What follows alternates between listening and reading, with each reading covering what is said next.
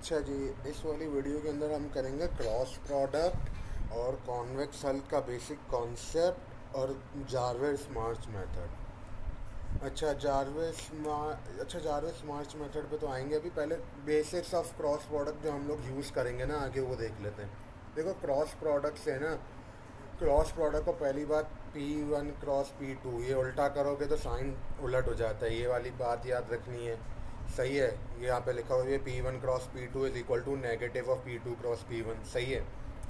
Cross product निकालने का तरीका होता है सिंपल सा कि डिटर्मिनेंट ऑफ डिटर्मिनेंट ले लो। सही है, डिटर्मिनेंट लेके निकाल सकते हो क्रॉस प्रोडक्ट को। सही है। अच्छा, क्रॉस प्रोडक्ट जो है ना, हमें ये ओरिएंटेशन भी बता देता है। अब ओरिएंटेशन से मुराद क्या है? ओरिएंटेशन से मुराद ये है कि अगर यहाँ पे पेंट खोलूँ, यहाँ पे अगर पेंट खोला जाए और यहाँ पे अगर हम लोग एक पॉइंट बना दें। सही है, ये समझो एक पॉइंट है। सही है, ये हमारा एक पॉइंट है, हमारा ये समझो और ओरिजिन ये रहा। सही है, ओरिजिन से एक पॉइंट ये निकला, और फिर तुम्हारा समझो एक और पॉइंट है इधर, और यहाँ ये भी ओरिजिन,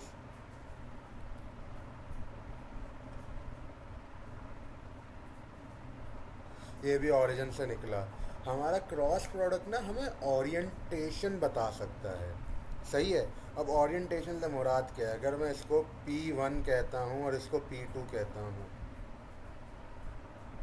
हमें P1 क्रॉस P2 जो है वो ये बता देता है कि हमारा जो, हमें P1 को, अगर P1 को रोटेट करके हमें P2 पे ले जाएं, अगर हम P1 को रोटेट करके P2 पे ले जाएं, तो हम लोग को क्या क्लॉकवाइज रोटेशन करनी होगी या काउंटर क्लॉकवाइज रोटेशन करनी होगी? हमें ये बताता है क्रॉस प्रोडक्ट, हमें ये बता देता है। सही है। अब इसके अंदर जैसे कि अब यहाँ पे P1 को रोटेट करके P2 पे ले जाने के लिए कॉमन पॉइंट, अच्छा कॉमन पॉइंट एक होना होगा जब क्रॉस प्रोडक्ट निकालो, ताकि ओरिजिन वो पता चले कि ओरिएंटेशन क्या है। कॉमन पॉइंट, कॉमन पॉइंट से मतलब क्या? कॉमन पॉइंट से मतलब जो तुम्हारा ये दो पॉइंट, इन दोनों पॉइंट्स को एक पॉइंट पे ज्वाइन करके रखना है। जैसे यहाँ पे ये ओरिजिन पे अभी ज्वाइन है। सही है। अच्छा, अब यहाँ पे अभी ओरिजिन, जब ओरिजिन पे ज्वाइन नहीं होंगे, जब का बता दूंगा बाद में। अच्छा, यहाँ पे क्या होता है? यहाँ पे देखो तुम जो ओरिएंटेशन यहाँ पे निकालने जाओगे, ये देखोगे P1 जो है, P1 को रोटेट किस तरफ करना है P2 पे ले जाने के लिए? क्या ऐसे रोटेट करना है या ऐसे रोटेट करना है? सही है, ऑब्वियसली बात है ऐसे रोटेट करना है। ये जो ऐसे P1 को रोटेट करना है, ये वाली रोटेशन कैसी है? ये है काउंटर क्लॉकवाइज रोटेशन। सही है, ये है काउंटर क्लॉकवाइज रोटेशन। अब काउंटर क्लॉकवाइज रोटेशन है, काउंटर क्लॉकवाइज रोटेशन के लिए तुम्हारा क्रॉस प्रोडक्ट क्या देना चाहिए? तुम्हारे क्रॉस प्रोडक्ट को ग्रेटर देन ज़ीरो, मतलब पॉजिटिव होना होगा। ये मैंने नोट्स में मेंशन करा हुआ है। अगर P1 क्रॉस P2 की वैल्यू ग्रेटर देन ज़ीरो हो, P1 को काउंटर क्लॉकवाइज रोटेट करना होगा, P1 को काउंटर क्लॉकवाइज रोटेट करना होगा, और P2 को क्लॉकवाइज रोटेट करना होगा। P2 को P1 पे लाना है तो उसको क्लॉकवाइज रोटेट करना होगा। सही है। और ये देख भी सकते हैं, अगर हम लोग P2 क्रॉस P1 करते, P2 क्रॉस P1 बराबर किसके है? इस वाले P1 क्रॉस P2 के नेगेटिव के बराबर है ना। तो अगर P1 cross P2 greater than zero आता तो P2 cross P1 less than zero आता, और P2 cross P1 less than zero, यहाँ पे वो वाली कंडीशन भी दी हुई है। अगर P1 क्रॉस P2 करो और वो लेस देन ज़ीरो आए, P1 को क्लॉकवाइज रोटेट करना होगा। सही है, ये सारी कंडीशन दी हुई हैं।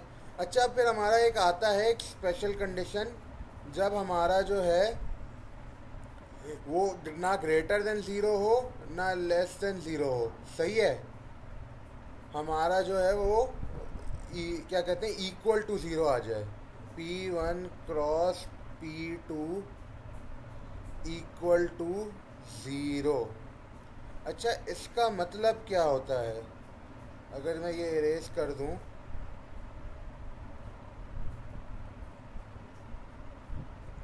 इसका मतलब होता है तुम्हारा एक समझो पॉइंट P1 ये रहा। सही है, अब तुम्हारा समझो पॉइंट P2 ये रहा। इसका बेसिकली मतलब है तुम्हारे ये जो पॉइंट्स है ना, अगर P0 तुम्हें एक और कॉमन पॉइंट चाहिए, तुम्हारे कॉमन पॉइंट तुम्हारा यहाँ पे ओरिजिन है। अब इसका बेसिकली मतलब इक्वल ज़ीरो आने का मतलब ये है कि कॉमन पॉइंट से लेके लाइन इन्फिनिटली गुजार दें P1 से, तो P2 जो है ना वो उसी पॉइंट पे लाई करता होगा। यहाँ पे P2 यहाँ पे लाई करता है ना, वो सेम लाइन पे लाई करते हैं, मतलब वो को लिनियर है। वो को लिनियर है मतलब सेम लाइन पे लाई कर रहे हैं। सही है, ये बात हो जाती है हमारे 3 केसेस की। सही है। अब एक और बात आती है, अगर तुम्हारा जो कॉमन पॉइंट है वो ओरिजिन पे ना हो। सही है। अब जो तुम्हारा कॉमन पॉइंट है वो ओरिजिन पे ना हो। अब इसको ऐसे समझ लो कि तुम्हारे ये दो पॉइंट्स हैं P1 P2, और तुम्हारा कॉमन पॉइंट ये रहा P0। अब तुम्हें इस कॉमन पॉइंट के हिसाब से निकाल के बताना है कि P1 क्रॉस P2 क्या होगा। P1 क्रॉस P2 की, और P1 क्रॉस वो तुम्हारी ओरिएंटेशन क्या होगी, इससे बताना है। तो इसका एक सिंपल तरीका है ट्रांसलेशन ओ ए लेवल में इंटर में पढ़ा होगा कि तुम क्या करोगे, इन दोनों पॉइंट से P0 के पॉइंट माइनस कर दोगे। बेसिकली क्रॉस प्रोडक्ट निकालने के लिए P1 माइनस P0 करो। P1 माइनस P0 करने का क्या मतलब हुआ, वो तुम्हारा बेसिकली P1 को मूव कर देगा ओरिजिन के हिसाब से यहाँ पर। सही है। और P2 माइनस P0 कर देना है, जो कि यहाँ मूव कर देगा। सही है। ये माइनस कराने का मतलब है कि तुमने मूव कर देना है, बस उसको ट्रांसलेट कर देना है। ये पढ़ा हुआ भी है उसमें, इंटर ए लेवल उसमें पढ़ा है ये। सही है। ये हो गया P1 ये क्रॉस। सही है, ये करना है। अब ये तुम्हारा क्रॉस प्रोडक्ट निकालने के लिए हो गया। ये तुम्हें बता देगा ओरिएंटेशन, अब जब तुम्हारा कॉमन पॉइंट ओरिजिन ना हो। सही है। Common starting point P0 not origin, ये यहाँ पे कर दिया। अच्छा, क्लॉकवाइज का मतलब होता है राइट टर्न। क्यों? क्योंकि अगर हम लोग यहाँ पे अगर डेस्मोस पे आते हैं, डेस्मोस पे आए, अब यहाँ पे देख रहे हो, यहाँ पे जो ये हमारे एक्सेस दे दिए। क्लॉकवाइज का मतलब क्या होता है? अब मैं एक y is equal to x की लाइन बना देता हूँ। क्लॉकवाइज का मतलब क्या होता है? क्लॉकवाइज का मतलब है रोटेशन ऐसे करनी है। अब अगर इसकी वो करने जाएं, वाई स्क्वायर प्लस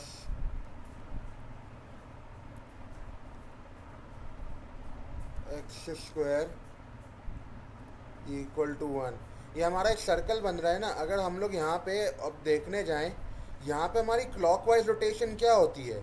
अगर हम लोग जो हैं इधर से ऐसे जाएं, जहाँ से मेरा कर्सर मूव कर रहा है ना, यहाँ से ऐसे जाएं, ये क्लॉकवाइज। मेरा जो कर्सर पहले गलत कर रहा था, पहले एंटी क्लॉकवाइज थी, वो काउंटर क्लॉकवाइज। क्लॉकवाइज रोटेशन क्या होगी? जब मेरा कर्सर ऐसे घूमेगा। सही है। जैसे तुम्हारी घड़ी मूव करती है, तुम्हारी जैसे घड़ी मूव करती है ना, वो क्लॉकवाइज रोटेशन है। सही है, तभी इसका नाम क्लॉकवाइज है। और काउंटर क्लॉकवाइज कब होगी? जब ऐसे मूव करेगी तो काउंटर क्लॉकवाइज। अच्छा, अब यहाँ पे देख भी सकते हैं कि जब मूव करते हैं क्लॉकवाइज जब मूव करते हैं तो हमारा वो राइट टर्न है ना, हमारा वो राइट टर्न है। हम लोग राइट की तरफ टर्न मार रहे हैं ना, एक तरीके से। यहाँ से गए, फिर हम लोग राइट घूमते हुए जा रहे हैं, अपने सीधे हाथ पे चलते हुए घूमेंगे। सही है। जहाँ के काउंटर क्लॉकवाइज का मतलब है लेफ्ट टर्न। सही है, ये वाली बात बस याद रखनी है। अच्छा, फिर बेसिक्स में एक और चीज़ आती है कि इंटरसेक्शन बिटवीन टू लाइंस कैसे करें। टू लाइन सेगमेंट्स की इंटरसेक्शन निकालनी हो। देखो, टू लाइन सेगमेंट्स की इंटरसेक्शन निकालने में दो केसेस आते हैं। जब तुम्हारी लाइंस एक दूसरे को इंटरसेक्ट कर रही हो, और जब तुम्हारी लाइंस जो है एक दूसरे को बस टच कर रही हो, गुजर नहीं रही हो। मतलब वो इंटरसेक्ट तो अभी भी कर रही है, लेकिन वो इंटरसेक्ट करके क्रॉस नहीं कर रही है। यहाँ पे क्रॉस नहीं हो रही, या इस वाले के अंदर क्रॉस हो रही है, इस वाले के अंदर क्रॉस नहीं हो रही। अच्छा, पहला केस, इसको निकालने का हमारे पास एक सिंपल तरीका हम लोग का होता है। एक तो कि हम लोग ना वो कर लें, लाइन फार्मूला वगैरह यूज़ कर लें, लाइन इंटरसेक्शन, ग्रेडियंट निकालें, ग्रेडियंट का वो ग्रेडियंट का -1 ऑपोजिट निकालें, -1/m को करें, ये होता है। लेकिन हम लोग को ना हमारे एल्गोरिदम से हमें अवॉइड करने की होती है कि हम लोग ना ये ना करें। क्यों? ये इसलिए ना करें क्योंकि वो ट्रिग्नोमेट्रिक ऑपरेशन और डिवीजन और मल्टीप्लिकेशन ऑपरेशंस और डिवीजन ऑपरेशंस बहुत एक्सपेंसिव होते हैं और बहुत दफ़ा इनएक्यूरेट होते हैं। तो इसमें हम लोग अब ट्राई करते हैं कि हम लोग मल्टीप्लिकेशन, सब्ट्रैक्शन और एडिशन में करें काम सारा। सही है। अच्छा, अब दो लाइन जो क्रॉस कर रही हो या क्रॉस ना, हम लोग पहले तो D1 D2 वगैरह तो निकालने का सब में करते हैं। तो हमारा पहला केस है क्रॉसिंग का। जब दो लाइन एक दूसरे को क्रॉस कर रही हैं, हम लोग ये कैसे डिटरमिन करें वो कर रही हैं, वो इंटरसेक्ट कर रही हैं यानी।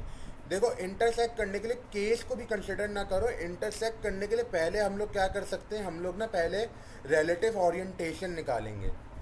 रिलेटिव ओरिएंटेशन से मतलब क्या है, हम लोग जैसे P3 P4 और ये P1 P2 लाइन है। सही है, सही। अब हमारी ये लाइन है। अब हमें ना यहाँ पे करते क्या है, हम लोग ना निकालने जाते हैं पहले P3 के पर्सपेक्टिव से कि P3 P1 P4 का ओरिएंटेशन क्या है, वो क्लॉकवाइज रोटेट कर रहा है या anti clockwise counter clockwise rotate कर रहा है।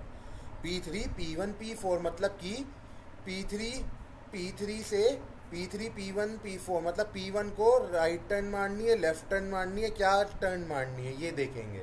तो इसको करने का तरीका क्या है, तुम्हारा कॉमन ऑरिजिन क्या हो जाएगा, हमने कॉमन ऑरिजिन चाहिए ना हमें, हमारा कॉमन ऑरिजिन यहाँ पे क्या हो जाएगा, P3 हो जाएगा, क्योंकि हमें देखना है P1 कैसे रोटेट हो रहा है। हमें P1 को रोटेट करा के P4 पे लाना है, तो हमें देखना है कि P1 कैसे रोटेट हो रहा है। उसके लिए हमारा कॉमन पॉइंट क्या हो जाएगा, P3 के पर्सपेक्टिव से देखेंगे ना कि P1 को कैसे रोटेट करना है। हम लोग P3 के पर्सपेक्टिव से देख रहे हैं P1 कैसे रोटेट करेंगे P4 की तरफ, तो P3 हमारा कॉमन ऑरिजिन हो जाएगा। फिर हमें क्या निकालना है, P1 की रोटेशन निकालनी है। अब P1 की रोटेशन निकालनी है, हम लोग क्या करें, P1 क्रॉस P4 कर रहे होंगे टेक्निकली, क्योंकि हमें P1 की रोटेशन टू P4 निकालनी है ना। हम लोग P1 क्रॉस P4 कर देंगे। अब P1 क्रॉस P4 करेंगे, हम उसे D1 कहेंगे, ओरिएंटेशन 1 कह देंगे हम लोग उसे। सही है, डायरेक्शन 1, ओरिएंटेशन 1। तो हमारा कॉमन ऑरिजिन क्या है, P3। कॉमन ऑरिजिन का अभी यहाँ पे बताया था, P1 माइनस करवा देंगे। तो हम लोग जब निकालने जाएंगे ना P1 की, और P1 को किस तरीके से रोटेट करना है, P1 minus P3 cross P4 minus P3 greater, यहाँ पे ग्रेटर देन 0 है। क्यों? क्योंकि यहाँ पे अगर ये P3 से P4 की लाइन जो D1 बनाई है उसको एक्सटेंड करो और फिर उस लाइन को रोटेट कराने जाओगे ना P4 पे, तो हमें रोटेशन ऐसे करनी है। बेसिकली हमारी जो रोटेशन हो रही है वो तुम्हारा ऐसे हो रही है। ये तुम्हारा P4 ये रहा, P1 ये रहा। सही है।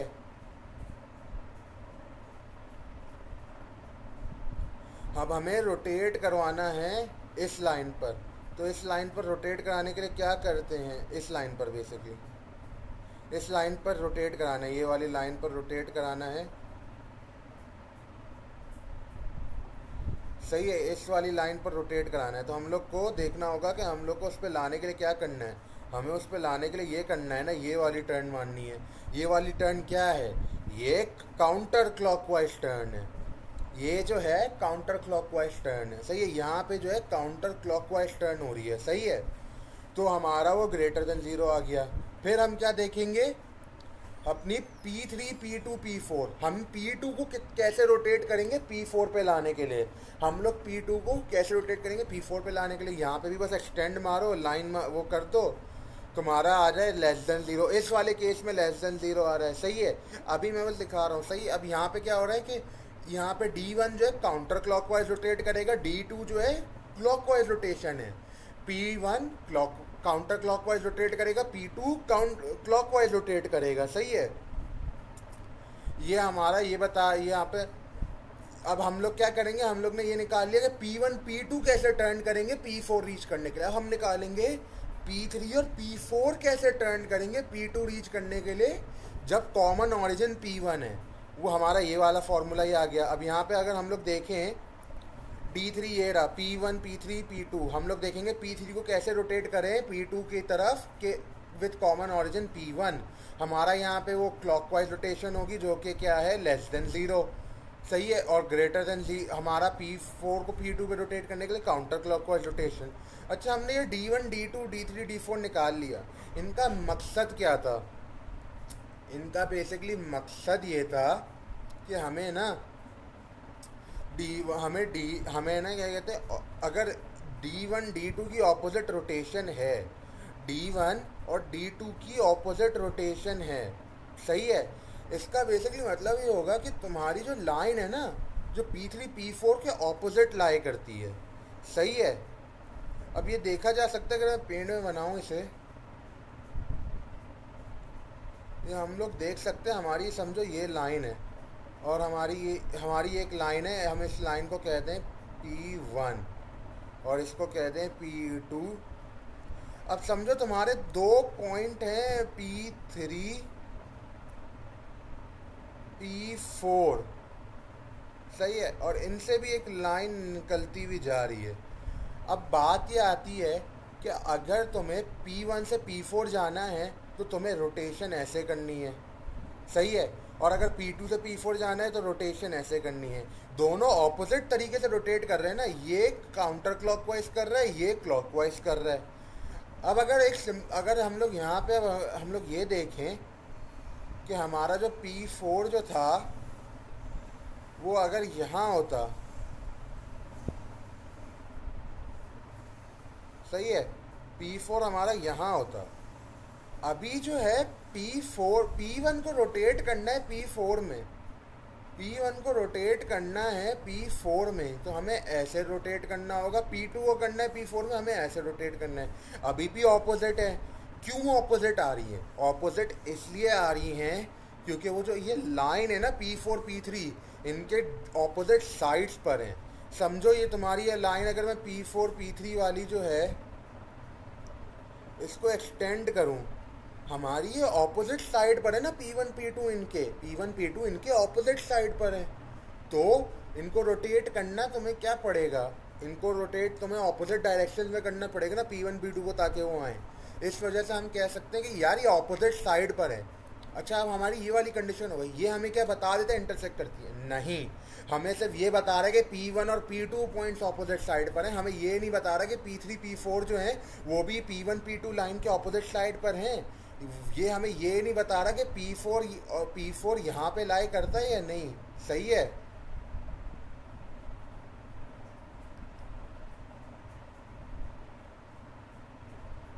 वो हमें ये नहीं बता रहा कि P3 P4 जो है ये opposite side of P1 P2 है या नहीं, ये नहीं बताता। ये वाली लाइन सेगमेंट के, ये वाली जो P1 P2 की लाइन सेगमेंट है, इसके ऑपोजिट हैं या नहीं P3 P4, ये हमें ये नहीं बताता, सही है। उसके लिए हम लोग क्या करते हैं, हम लोग ना D3 D4 वाला करते हैं। D3 D4 वाला करते हैं, वो हमें ये बताएगा कि वो उनकी ओरिएंटेशन अगर ऑपोजिट आ गई, अगर P3 P4 की रोटेशन ऑपोजिट आ गई तो हमें वो बता देंगे ना कि P3 P4 भी P1 P2 के ऑपोजिट साइड पर है, P3 P4 भी P1 P2 की ऑपोजिट साइड पर है। ये हमें वो भी बता देगा, सही है। अभी अगर हम लोग यहाँ पे अगर देखने जाएं, यहाँ पे इसके अंदर था शायद,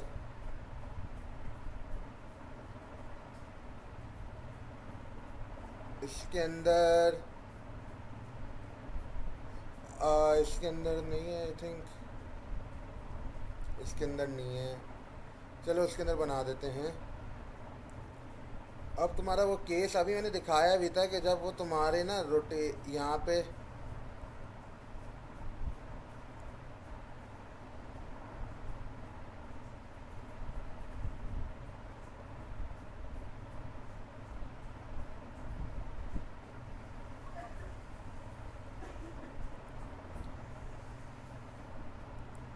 तुम्हारा, अब यहाँ पे देखो P4 को P2 की तरफ ले जाने के लिए कैसे रोटेट करना है, P4 को, ये वाले पॉइंट को P2 की तरफ ले जाने के लिए कैसे रोटेट करना है, उसको क्लॉकवाइज रोटेट करना है। इसी तरीके से P3 को P2 पे ले जाने के लिए कैसे रोटेट करना है, वो भी क्लॉकवाइज करना है। इन दोनों की ओरिएंटेशन सेम हुई ना, P3 P4 दोनों की ओरिएंटेशन सेम हो गई, दोनों की ओरिएंटेशन सेम हो गई, इसका मतलब क्या हुआ, P3 P4 ऑपोजिट उसके लाई नहीं करते, उसके ऑपोजिट लाई नहीं करते, इसका मतलब कि तुम्हारा ये इंटरसेक्ट यहाँ पे नहीं कर रहा, सही है। तो इसलिए हमारा कंडीशन जब चेक करने जाते हैं ना हम लोग, तो चेक करने के लिए हम लोग क्या देखते हैं कि हमारा D1 एंड D2 की ऑपोजिट साइन हो, मतलब कि P1 को P4 की तरफ रोटेट करे और P2 को P4 की तरफ रोटेट करे तो ऑपोजिट साइन आए, और जब P3 को P2 की तरफ रोटेट करें और P4 को P2 की तरफ रोटेट करें तो ऑपोजिट साइन आए, सही है। हम लोग ये देखते हैं, अगर ये कंडीशन ट्रू हो जाती है ना, इसका मतलब है वो इंटरसेक्ट कर रहे हैं, वरना ये कंडीशन हमेशा फॉल्स होगी, सही है। अच्छा, इसमें बात आती है अगर कभी भी साइन सेम आ जाए, क्योंकि हमारा एक दूसरा केस है जिसके अंदर तुम्हारे ना साइन ऑपोजिट नहीं आ रहे, लेकिन एक साइन जो है ना वो ज़ीरो आ रहा है, एक साइन ज़ीरो आने वाला केस करेंगे। लेकिन अगर तुम्हारा समझो यहाँ पे जैसे ग्रेटर देन ज़ीरो, यहाँ वाले इस कंडीशन में जैसे P3 की ओरिएंटेशन जो है वो ग्रेटर देन ज़ीरो आ रही है, वो लेस देन ज़ीरो आ रही है, मेरा मतलब वो है ना क्लॉकवाइज रोटेशन है ना, तो लेस देन ज़ीरो आ रही है। P4 की रोटेशन भी लेस देन ज़ीरो आ रही है। इनके साइन सेम हो गए ना, इनके जब साइन सेम हो जाते हैं ना, इसका मतलब इंटरसेक्ट हो ही नहीं रहा, इंटरसेक्ट हो ही नहीं सकता यहाँ पे, बस ये वाली बात पक्की हो जाती है, सही है। ये वाली बात बस याद रख लो, सही है। यहाँ पे देख भी सकते हैं, यही था ना, क्लॉकवाइज सही बता रहा हूँ ना, हाँ सही बता, सही है। अच्छा, अब हमारा केस 2 आता है। केस 2 बेसिकली है कि तुम्हारा एक पॉइंट ना एक लाइन सेगमेंट का दूसरी लाइन सेगमेंट पे लाई करते हैं। यहाँ पे P4 P3 की लाइन सेगमेंट का पॉइंट P3 जो है ना वो P1 P2 पे लाई करता है, P1 P2 लाइन सेगमेंट पे लाई करता है। अच्छा, यहाँ पे मैंने कोऑर्डिनेट्स दे के करा है क्योंकि इससे एक एग्जांपल हो जाती है जो कि दिख जाएगी। यहाँ पे इसलिए करा है क्योंकि कोलिनियर दिखाना है। P1 P3 P2 जो है ना कोलिनियर है, सही है, इक्वल टू जीरो आए when an orientation give zero. Give zero का मैंने जीरो होने का मैंने बताया था, जीरो होने का मतलब है कि P1 P2 और P0 कोलिनियर है। तुम्हारा जो कॉमन ओरिजिन है और जो तुम्हारे दो पॉइंट्स है जिनको क्रॉस प्रोडक्ट ले रहे हो जिनका, वो कोलिनियर हैं, सही है, वो कोलिनियर होंगे तभी तुम्हारा जीरो आएगा, वो सेम लाइन पे लाई करते हैं। अब इसका बेसिकली मतलब क्या, P1 P2 लाइन की कोई इक्वेशन होगी ना, P1 P2 लाइन की कोई y is equal to m x plus c वाली इक्वेशन होगी। यहाँ पे देख सकते हो, यहाँ पे y is equal to m x plus c वाली लाइन की इक्वेशन तुम्हारी यहाँ पे तुम निकाल सकते हो। P3 P1 जो है वो तुम यहाँ पे देख सकते हो मल्टीपल ऑफ दिस है ना, इसका मतलब वो उसी लाइन सेगमेंट पे लाई करता है ना। P3 जो है इसी लाइन सेगमेंट पे लाई करता है। अब अगर P3 इसी लाइन सेगमेंट पे लाई करता है तो इसका मतलब वो कोलिनियर है P1 P2 P3 के साथ, मतलब वो सेम लाइन है, तो वो तुम्हें ज़ीरो देगा ओरिएंटेशन। अच्छा, ज़ीरो जब दे दे तो तुम्हें क्या करना है, जब तुम्हें ज़ीरो आ जाए एक ओरिएंटेशन में क्या करना है, तुम्हें चेक ये करना है कि तुम्हारा जो जैसे यहाँ पे P3 है ना दूसरी लाइन सेगमेंट का, तुम्हें चेक करना है P3 जो है P1 P2 के अंदर जो मिनिमम x वैल्यू है और मिनिमम y वैल्यू है और जो maximum x value maximum y value उनके बीच में लाई करे, सही है। अब यहाँ पे देख सकते हो कि जैसे तुम्हारा P1 की वैल्यू जो है 2 है और x वैल्यू 2 है और P2 की वैल्यू 10 है। 2 10 के बीच में 3 का x कोऑर्डिनेट लाई करता है, 3 का x कोऑर्डिनेट क्या है 6 है ना, वो लाई करता है 2 और 10 के बीच में, सही है। और फिर तुम्हें देखना है कि जो P3 का y कोऑर्डिनेट 5 है वो क्या P1 P2 के y कोऑर्डिनेट्स के बीच में लाई करता है। P2 का y कोऑर्डिनेट क्या है 3, P1 का y कोऑर्डिनेट क्या है 7, 3 से 7 के बीच में 5 आता है। हाँ, अगर ये ट्रू हो जाती है ना बात कि वो लाई उसके दोनों कोऑर्डिनेट लाई इसमें करते हैं, तो इसका मतलब क्या हुआ, वो उस लाइन के ऊपर लाई करता है, सही है। वो जो लाइन सेगमेंट है ना पॉइंट से लेके वो लाई उसमें करता है। ये ट्रू क्यों होता है, देखो कोलिनियर का बेसिक, कोलिनियर से मुराद मतलब ही यही हो गया ना, कोलिनियर से मुराद ही यही है ना कि वो सेम लाइन पे लाई करते हैं, वो सेम लाइन पे लाई करते हैं। अब अगर यहाँ पे देखा जाए, अगर मैं एक लाइन या एक्सटेंड कर दूँ, सही, अब फिर मैं अब मैं यहाँ पे ना ये समझो P1 ये रहा, P2 ये रहा। देखो सेम लाइन पे लाई करने से मतलब क्या हो सकता है, सेम लाइन पे लाई करने से मतलब ये हो सकता है, एक मिनट इसको एक्सटेंड कर दें, सेम लाइन पे लाई करने से मतलब ये होता है कि अगर तुम ये वाली लाइन, जो लाइन इक्वेशन को लिनियर होने का मतलब क्या है, सेम लाइन इक्वेशन पे लाई करता है। लाइन इक्वेशन जो है तुम्हारी सिर्फ P1 P2 पे कन्फाइंड नहीं है ना, वो तो इन्फिनिटली स्ट्रेच आउट कर सकती है ना। देखो यहाँ पे वो भी इन्फिनिटली जा रहा है, यहाँ पे भी वो इन्फिनिटली जा रहा है समझो। लेकिन पॉइंट्स P1 P2 पे अगर तुम्हें चेक करना है कि उस पर लाई करता है या नहीं, कि तुम्हारा P3 जो है वो यहाँ पे लाई करता है या नहीं, ये तुम्हें चेक करना है। सही है। अब तुम्हें इसके अंदर एक बात याद रखनी है, को लिनियर क्या बताता है। को लिनियर बताता है कि P3 जो है, ये जो इन्फिनिट लाइन एक्सटेंड होती जा रही है ना P1 P2 से गुजरते हुए, जो इन्फिनिट लाइन है उसमें कहीं P3 लाई करता है। इसका बेसिकली मतलब ये P3 जो है उनमें कहीं लाई करता है। P3 जो है ना तुम्हारी same y is equal to m x plus c की लाइन पे लाई करता है जो P1 P2 से आती है। सही है, ये बताता है। अब तुम्हें तो तुम्हारा वो P3 जो है ना वो यहाँ पे भी हो सकता है। P3 तो क्या वो इंटरसेक्ट कर रहा है P1 P2 को? नहीं, क्योंकि वो P1 P2 से आगे है। P1 P2 से आगे है वो। सही है, वो P1 P2 से आगे है। तो अब अगर हम लोग देखें, अगर हमें चेक करना है ना कि P3 P1 P2 किस में राय करता है, तुम्हारा तो तुम्हारे जो भी एक्स कोऑर्डिनेट लोगे, तुम्हारा वो एक फंक्शन फॉलो करेगा ना, y is equal to m x plus c का फंक्शन फॉलो करेगा। y is equal to m x plus c का फंक्शन फॉलो करेगा। तुम यहाँ पे एक x वैल्यू डालोगे, कोई एक स्पेसिफिक y वैल्यू आएगी ना, तुम्हारी रैंडम, तुम्हारी चॉइस नहीं हो सकती ना कि y वैल्यू यहाँ पे आ रही है।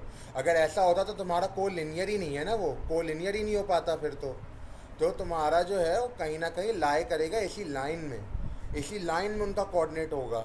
अब अगर इसी लाइन में कोऑर्डिनेट होगा, अगर तुम देखो P2 के पास सबसे कम y वैल्यू है तो तुम, और P1 का सबसे ज़्यादा y कोऑर्डिनेट है, अगर तुम्हारा P3 का y कोऑर्डिनेट जो है उनके बीच में आता है, उसका मतलब वो y कोऑर्डिनेट इस लाइन के कहीं बीच में आ रहा है, इस लाइन के कहीं बीच में आ रहा है वो y कोऑर्डिनेट। और फिर तुम्हारा P1 के पास सबसे कम x वैल्यू है और P2 के पास सबसे कम सबसे ज़्यादा x वैल्यू है।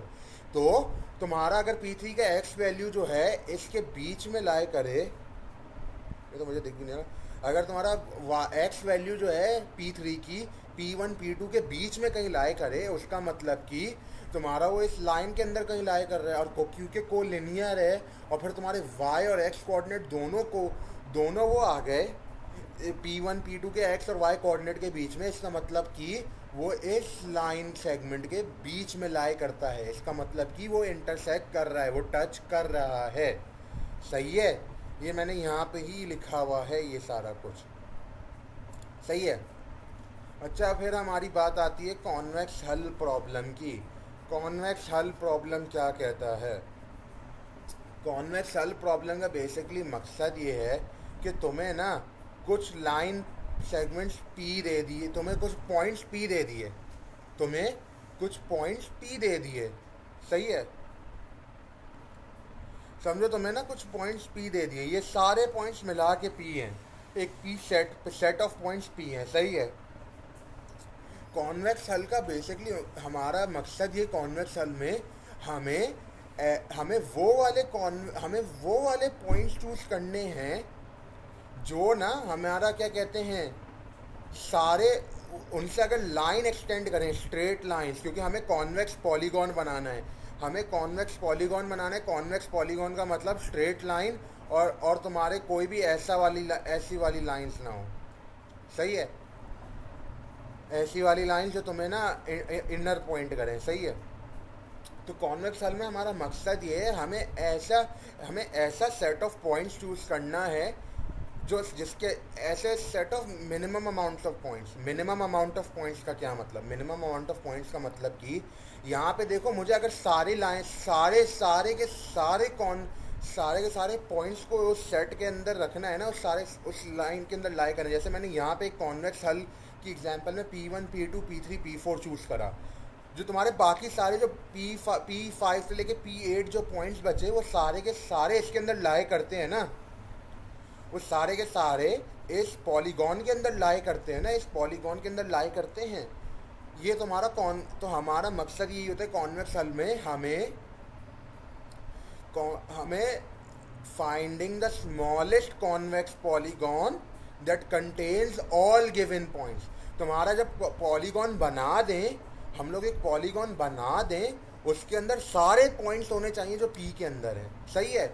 इसका मतलब यहाँ पे देखो P1 P2 P3 P4 edges हैं, तो वो भी इसके अंदर आती हैं, और P5 P6 P7 P8 उस पॉलीगॉन के तो एकदम अंदर हैं। तो इसका मतलब क्या हुआ, ये हो गया तुम्हारा एक कॉन्वेक्स पॉलीगॉन। सही है। अच्छा, अब कॉन्वेक्स सेल के अंदर सिर्फ कॉन्वेक्स पॉलीगॉन फाइंड नहीं करना, तुम्हें smallest convex polygon. Smallest convex polygon से मतलब क्या है? स्मॉलेस्ट कॉन्वेक्स पॉलीगॉन से मतलब है तुम्हें ना minimum number of points choose करने हैं जिससे तुम्हारा कॉन्वेक्स सेल बन जाए। यहाँ पे देखो, जैसे मैं P1 से P7 P8 P2 P3 P4 कर सकता हूँ एक पॉलीगॉन बनाएगा, वो कॉन्वेक्स नहीं होगा। लेकिन समझो, अगर ऐसा समझो कोई ऐसा होता सेट ऑफ पॉइंट्स जो कॉन्वेक्स होता, लेकिन वो तुम्हारा मिनिमम नहीं हुआ ना, तुम्हारा मिनिमम तो P1 P2 P3 P4 से आ गया। अगर तुम P7 P8 वगैरह डालते हो तो तुम्हारा ज़्यादा पॉइंट्स आ गए ना, जो तुम कॉन्वेक्स हल में ज़रूरी नहीं थे। तो ये तुम्हारा मिनिमम कॉन्वेक्स पॉलीगॉन नहीं बना, तो इसलिए वो कॉन्वेक्स हल नहीं होगा। कॉन्वेक्स हल में यही मिनिमम कॉन्वेक्स पॉलीगॉन चाहिए होता है। सही है। अब इसको करने के 3 मेथड्स होते हैं वैसे, एक ब्रूट फोर्स, एक जार्विस मार्च, और एक तुम्हारा क्या कहते हैं, ग्राहम स्कैन। ब्रूट फोर्स यहाँ पे नहीं कर रहा, ब्रूट फोर्स की वीडियो देख लेना, ब्रूट फोर्स बहुत आसान है।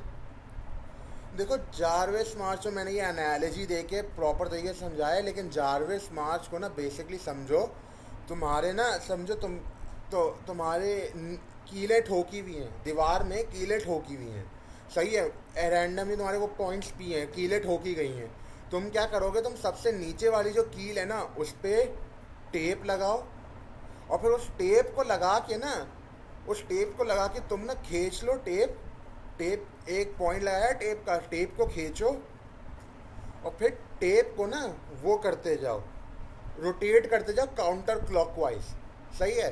टेप को तुम बेसिकली समझो, तुमने इतना खींच लिया कि तुम्हारा कॉन्वेक्स पॉलीगॉन को करेगा, फिर तुम क्या करोगे, टेप को रोटेट कराते जाओगे कॉन्वेक्स और काउंटर क्लॉकवाइज उसको रोटेट कराओगे ना।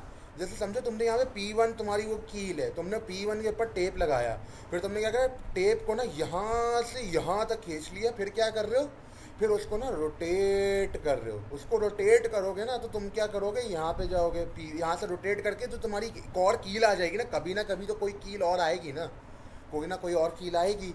वो कील समझो यहाँ पे P2 है, P2 तुम्हारी दूसरी कील है, वो कील आ गई, उसके ऊपर भी टेप लगा दिया, फिर वापस रोटेट करना शुरू करा, फिर P3 आया, फिर P4 आया। सही है। ये तुम्हारा बेसिकली जार्विस मार्च गिफ्ट रैप पैकेज रैप का बेसिकली मतलब यही है। तुम गिफ्ट रैपिंग कैसे करते हो, तुम डिब्बे के ऊपर टेप घुमाते रहते हो ना, वही ये वाली चीज़ है, तुम कीलों के ऊपर टेप घुमा दोगे। सिंपल सी चीज़ ये हो रही है। ये मैंने पूरी एनालिसिस दी हुई है, पढ़नी हो पढ़ लेना, नहीं पढ़नी मत पढ़ो। तुम्हारी यहाँ पे फिर आता है इसको ना इम्प्लीमेंट कैसे करें। इसकी थियरी तो समझ आ गई ना कि तुमने पॉइंट से लिया, पॉइंट से लाइन एक्सटेंड करी, वो लाइन को रोटेट कराया, जो पहला पॉइंट जो हिट करा काउंटर क्लॉकवाइज करते रोटेट करते वो तुम्हारी अब आ गई। अब वापस से तुम रोटेट करते जाओगे जब तक तुम ओरिजिनली P1 पे ना आ जाओ।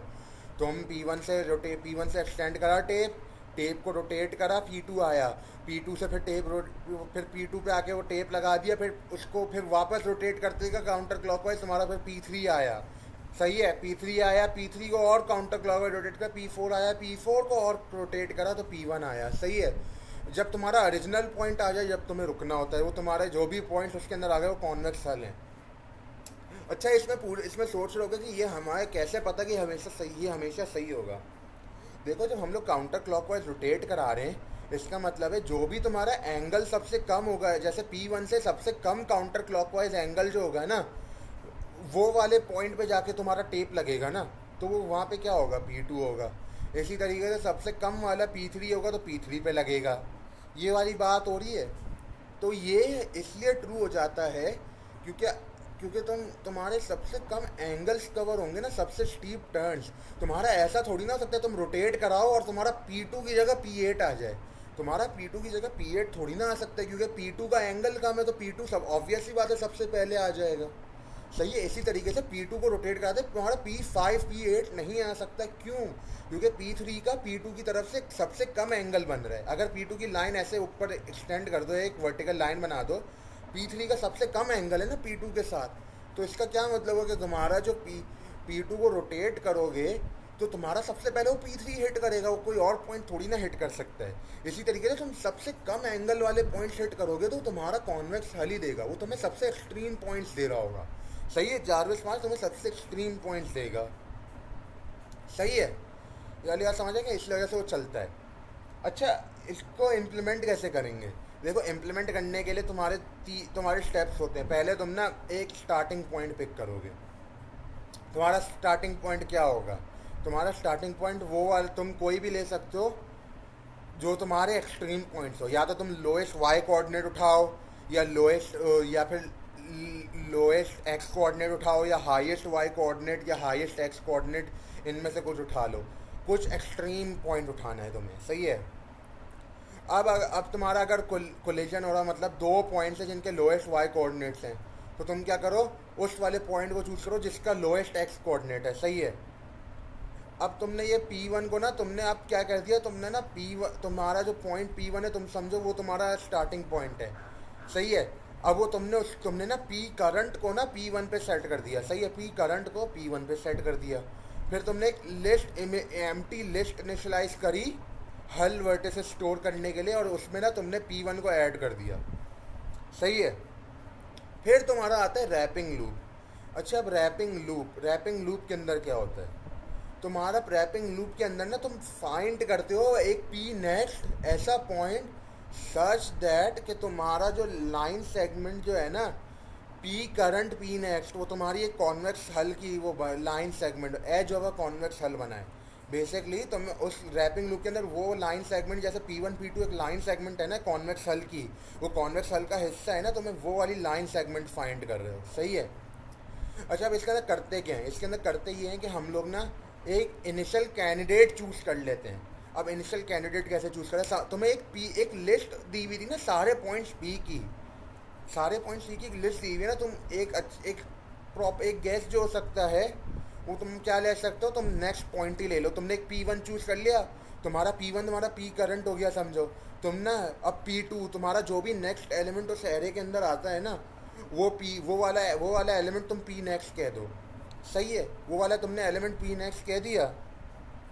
अब करते क्या, अब तुमने P next is equal to P2 समझो कह दिया। अब करोगे क्या तुम ना, अब जो भी पॉइंट्स बचे हैं ना P वाले सेट के अंदर, पॉइंट्स के सेट के अंदर जो भी बाकी पॉइंट्स बचे हैं उनको लोगे और उनके साथ चेक करोगे कि तुम्हारी ओरिएंटेशन क्या है। तुम्हारी ओरिएंटेशन चेक करोगे P current P next P आई। अच्छा, P current P next P आई तुम्हें क्या बता रहा है? ये मैंने असल में बुक का फॉलो करते हुए ओरिएंटेशन का फंक्शन देखा था, तो उसके अंदर उन लोग ने क्या करा था कि तुम्हारा P करंट, उसका मैं बता देता हूँ। P करंट क्या है? तुम्हारा common origin between P next and P I, common origin between P next and P आई। सही है। फिर तुम्हारा वो बताता है P1 क्रॉस P नेक्स्ट बताता है। सही है। ये ओरिएंटेशन फंक्शन बुक का जो है, P current, common origin, P आई P नेक्स्ट पॉइंट्स जिनको कंसिडर कर रहे हो, P तुम्हारा वो निकाल के देता है तुम्हारी orientation of P i with respect to P next. वो तुम्हारा बेसिकली ये वाला काम कर रहा है। समझो कि अगर तुमने ना तुम्हारा यहाँ पे तुम बेसिकली समझो तुमने दिया होता orientation P3 common origin, P4 और P1। सही है, ये तुम्हारा बुक के अंदर दिया हुआ था, ये मैंने करा है। सही है। तो उसके अंदर क्या होता है, जो तुम्हारा सबसे लास्ट आर्ग्यूमेंट जो है वो तुम्हारी उसकी ओरिएंटेशन निकालते हो ना इससे। ये वाला ओरिएंटेशन फंक्शन जो मैंने लगाया है, जो मैंने कंसिडर करते हुए करा है, वो भी यही है। सही है, वो मैंने यही कंसिडर किया। ये तुम्हारा यहाँ पे मैंने लिखा हुआ भी orientation P current P next P i tells how P i must be rotated to reach P next. सही है, tells how Pi must be rotated to reach P next। सही है। अब यहाँ पे देखोगे if the orientation is counter clockwise, ये तुम्हारा बताता है कि Pi जो पॉइंट है, अब समझो तुम्हारा पॉइंट जो है ना, एक मिनट, ये मैंने करा है, आगे क्या इसकी एग्जाम्पल ड्राई रन नहीं करा। अच्छा देखो, तुम्हारा यहाँ पे समझो तुम्हारा एक कॉमन ऑरिजिन पॉइंट अभी समझो P1 है, P करंट क्या है? P1 है अभी समझो। और तुम्हारा एक पी नेक्स्ट जो है वो है P2 समझो। अब तुम्हारे दो केसेस हो सकते हैं ना, तुम्हारा एक अगला पॉइंट P3 तुम देख रहे हो, P3 तुम चेक कर रहे हो, दो केसेस हो सकते हैं। P3 या तो तुम्हारे P2 के लेफ्ट पे हो सकता है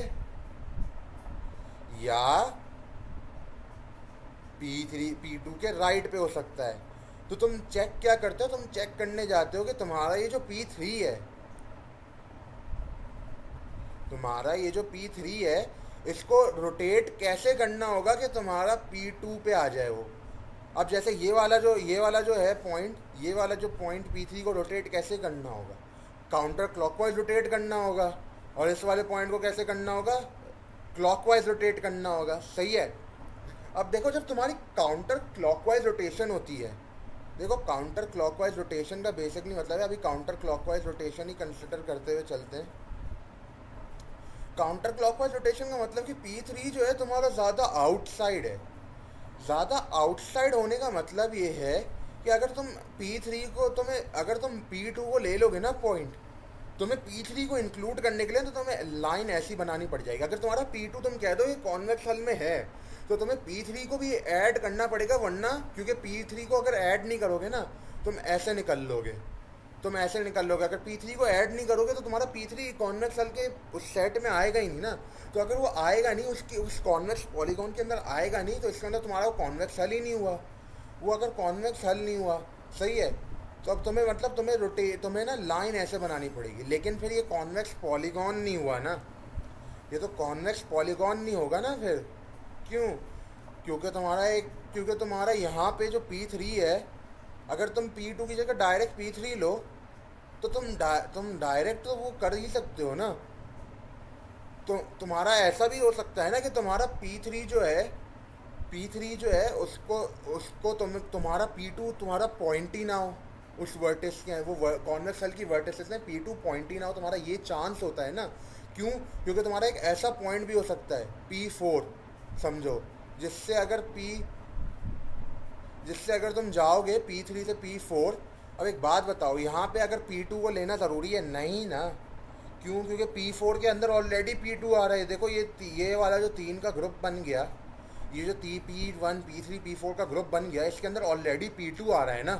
इसके अंदर ऑलरेडी P2 आ रहा है, तो तुम्हें P2 तुम्हें लेने की ज़रूरत नहीं है ना।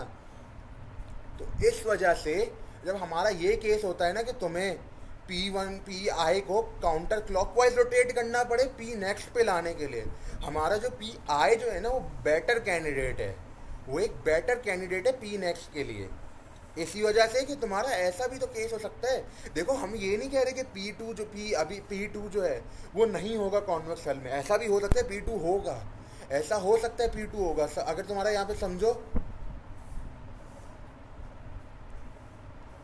P4 नहीं होता, तुम्हारा P4 जो है कोई पॉइंट ये वाला है। अब समझो ऐसा भी, तो इस केस में P1 P3 P2 तुम्हारे कॉन्वेक्स हल होंगे। P1 P3 P2 तुम्हारे कॉन्वेक्स हल के अंदर होंगे, लेकिन तुम्हारा इसी सेम वेन में एक और चांस हो सकता है कि तुम्हारा एक पॉइंट P4 यहाँ हो। तो इस तरीके से तो तुम्हारा P1 P3 P4 एक कॉन्वेक्स हल बन जाएगा जिसमें P2 ऑलरेडी इंक्लूडेड है। तो ये वाली बात होती है कि तुम्हारा Pi बेटर कैंडिडेट है। इसका मतलब ये हरगिज़ नहीं है कि तुम्हारा जो पुराना P नेक्स्ट था वो नहीं है, वो नहीं होगा उसके अंदर कॉन्वेक्स हल में। इसका बेसिकली मतलब ये है कि तुम्हारा Pi जो एक बेटर कैंडिडेट है, अभी इसको कंसिडर कर लो। हम लोग जो पुराना P नेक्स्ट था उसको वापसी चेक कर लेंगे कि वो हो सकता है या नहीं। सही है, सही है। ये यहाँ पे मैंने कर दिया। अब तुम्हारा अच्छा यहाँ पे एक और चीज़ आती है, अगर तुम्हारा फिर कोलिनियर हो। अब तुम्हारा एक और कंडीशन आती है कि तुम्हारा जो वो है कोलिनियर हो। कोलिनियर का बताया था स्ट्रेट लाइन पे लाई करता है, स्ट्रेट लाइन पे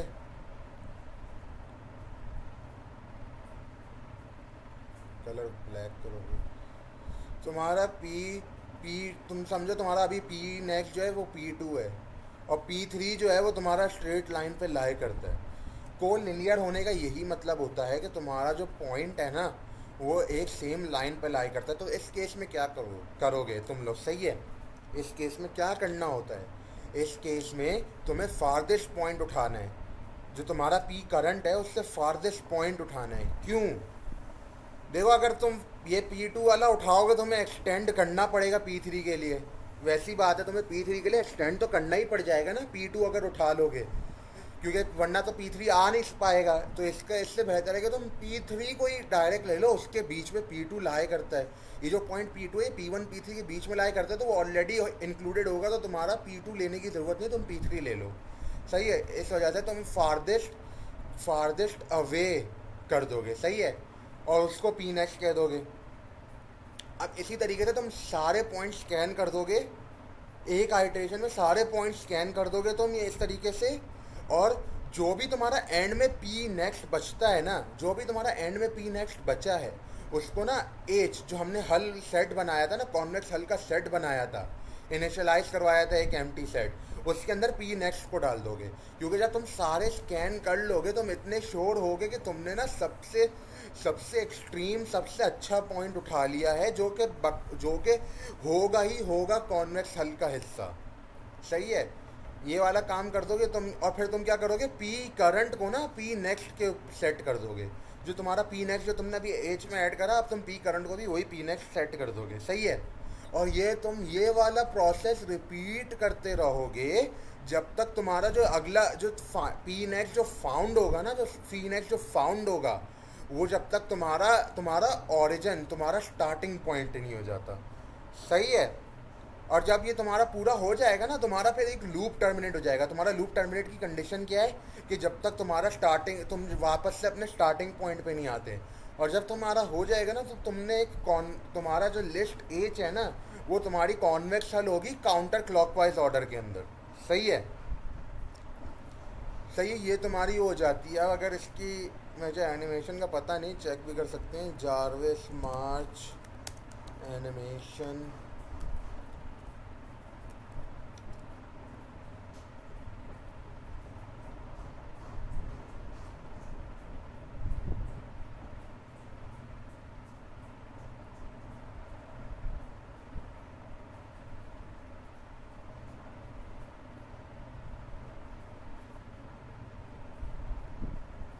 हाँ, गीक फॉर गीक्स पे होगा ना। देखो यहाँ पे इन्होंने करा हुआ है, यहाँ पे इन्होंने एनिमेशन करी। तुम्हारा P1 तुमने ये चूज़ कर लिया लेफ्ट मोस्ट। सही, हम लोग लोएस्ट चूज़ कर लेते हैं, लेफ्ट मोस्ट करो, राइट मोस्ट करो, टॉप मोस्ट करो। सही है, ये गए, ये पहले इस पॉइंट पे गए, तुम्हारा P नेक्स्ट है, ये P नेक्स्ट है। फिर इसने चेक करा बाकी सबको। सही है, ओ ये P नेक्स्ट कह दिया इसने। यहाँ पे उसने पहले बाकी सारे पॉइंट्स चेक करे। देखो, बाकी सारे पॉइंट्स चेक करे। अब बात बताओ, ये वाला जो पॉइंट है, ये वाले पॉइंट्स से बाकी सारे पॉइंट्स जो हैं वो बाकी सारे पॉइंट्स जो है काउंटर क्लॉकवाइज है ना, मतलब इस पॉइंट को रोटेट करना होता है काउंटर क्लॉकवाइज, इसलिए सबसे अच्छा है। सही है, वरना बाकी पॉइंट्स को ना क्लॉकवाइज रोटेट करके यहाँ पे लाना पड़ेगा, जिसका मतलब तुम्हारा जो मैंने अभी बताया था, तुम्हारे पूरा मसला कर जाएगा। सही है, तुम्हारा बेस्ट नहीं देगा, तुम्हारा वो कर रहा होगा, वो कॉनकेव पॉलीगॉन बन जाएगा। सही है, यहाँ पे ये हो रहा है, फिर उसने बेस्ट चूज़ करा। इसी तरीके से जब इस पे आ गए ना, अब इस पे आके इसने सारे चेक करे। अब जब इस पे आके इसने सारे चेक करे, तो वो सारे पॉइंट्स वही मसला कर रहे हैं। ये बेसिकली यही है, इसका ड्राई रन तुम लोग खुद भी करके देख सकते हो। सही है, अच्छा, इसकी टाइम कम्प्लेक्सिटी देखो, जार्विस मार्च की टाइम कम्प्लेक्सिटी है O of n times H। H क्या है? H तुम्हारा जो कॉन्वेक्स हल के अंदर जितने नंबर ऑफ वर्टिसेस है ना, वो है। सही है, H जो तुम्हारा एंड में जितने नंबर ऑफ वर्टिसेस आते हैं वो है, और n। अब ये n टाइम्स H क्यों है? देखो, तुम्हारे इसके अंदर दो जगहों पे कम्प्लेक्सिटी आ रही है। तुम्हारी एक कम्प्लेक्सिटी आती है जब तुम एक इनिशियल स्टार्टिंग पॉइंट लेते हो। तुम्हें स्टार्टिंग पॉइंट में lowest, left most, right most, highest, ये वाले पॉइंट्स में से उठाना होता है ना। तो उसके लिए क्या करना होता है, तुम्हें सारे के सारे पी के अंदर के पॉइंट्स चेक करने हैं। अब सारे के सारे पी के अंदर के पॉइंट्स चेक करने हैं, तो वो तुम्हें क्या देगा, तुम्हें इस पूरे के पी के अंदर कितने एलिमेंट्स हैं? n एलिमेंट्स हैं, n एलिमेंट्स हैं। तो तुम्हारी इसकी टाइम कम्प्लेक्सिटी क्या होगी? O ऑफ n होगी ना। तुम्हें n एलिमेंट्स चेक करने, तो स्टार्टिंग पॉइंट की O ऑफ n हो गई। सही है, फिर तुम्हारा एक रैपिंग लूप है। अब रैपिंग लूप के अंदर क्या कर रहे हो? रैपिंग लूप के अंदर हर पॉइंट जो तुम्हारा हल के अंदर आता है उसके लिए तुम n दफ़ा स्कैन करते हो ना, पूरा पी स्कैन करते हो ना वापसी। तुम हर दफ़ा पूरा पी स्कैन करते हो। तुमने एक पॉइंट तुम्हारा आ गया, तुम फिर क्या करते हो, तुम पूरा पी स्कैन करते हो। तुम पूरा पी स्कैन करके देखते हो यार, अच्छा, फिर तुम वहाँ तुम्हारा एक और पॉइंट आता है जो कॉन्वेक्स हल के अंदर आता है, फिर तुम वापस से पूरा पी स्कैन करते हो उस पॉइंट को लेके रेफरेंस के तौर पे। फिर तुम्हारा वापसी तुम्हारा वो आता है, क्या कहते हैं, एक हल पॉइंट आता है। इसी तरीके से तुम हर दफ़ा तुम हर दफ़ा एक पॉइंट जो सेलेक्ट करते हो उसको सेलेक्ट करने के लिए तुम n दफ़ा स्कैन, वो तुम्हारा पूरा एक दफ़ा पूरा पी स्कैन करते हो, मतलब कि तुम n एलिमेंट स्कैन करते हो। और वो कितनी दफ़ा करते हो, जितने नंबर ऑफ कॉन्वेक्स पॉइंट्स है ना तुम्हारे, जितने नंबर ऑफ हल वर्टिसेस हैं, हल पॉइंट्स हैं, उतने नंबर ऑफ दफ़ा तुम पूरे पी को स्कैन करते हो। तुम्हारा पी कितने एलिमेंट्स का, n का है। तुम हर दफ़ा तुम h दफ़ा उसे स्कैन करते हो, तो तुम h दफ़ा पूरे पी को स्कैन करते हो, तो तुम n टाइम्स h दफ़ा तुम्हारी टाइम कम्प्लेक्सिटी हो जाएगी। सही है। इसका सूडो कोड यहाँ पे दिया हुआ है, यहाँ पे सूडो कोड में देख भी सकते हैं। ये वाइल लूप कब तक चलता है, जब तक तुम्हारा P current equal to P start ना आ जाए। और ये कब होता है, जब तुम्हारे अपेंड करते जाओ, तुम्हारे जितने नंबर ऑफ एलिमेंट्स अपेंड करोगे उतने नंबर ऑफ दफ़ा ये वाइल लूप चला है ना, ये तो तभी स्टॉप होगा ना जब तुम्हारा वाइल लूप तभी स्टॉप होगा ना जब तुम्हारा आखिरी जो एच डॉट अपेंड होगा वो ये वाली कंडीशन को सेटिस्फाई करे। तो इसका मतलब जितनी दफ़ा भी तुम एज के अंदर अपेंड मारते हो ना एलिमेंट्स, उतनी दफ़ा ये वाइल लूप चलता है। और उतनी दफ़ा जब ये वाइल लूप चलता है तो उतनी दफ़ा ये फॉर लूप भी फॉर लूप जो है ये फॉर लूप भी चलेगा। अब ये फॉर लूप जो है, फॉर लूप के अंदर कितनी दफ़ा चलता है, n दफ़ा चलता है ना, क्योंकि तुम पूरा पी स्कैन कर रहे हो, वो n दफ़ा चलेगा। और तुम्हारा ये फॉर लूप ओवरऑल कितनी दफ़ा चलेगा, h दफ़ा चलेगा। क्यों, क्योंकि तुम्हारा वाइल लूप तभी एग्जिट होगा, तो h times n times h तुम्हारी टाइम कम्प्लेक्सिटी हो गई। सही है। ये तुम्हारा हो गया जारविस मार्च। तुम्हारा ये हो गया, क्या कहते हैं, कॉन्वेक्सल का बेसिक, तुम्हारे क्रॉस प्रोडक्ट का बेसिक। सही है। ये हो गया, हमारी अगली वीडियो में ग्राम स्कैन होगा।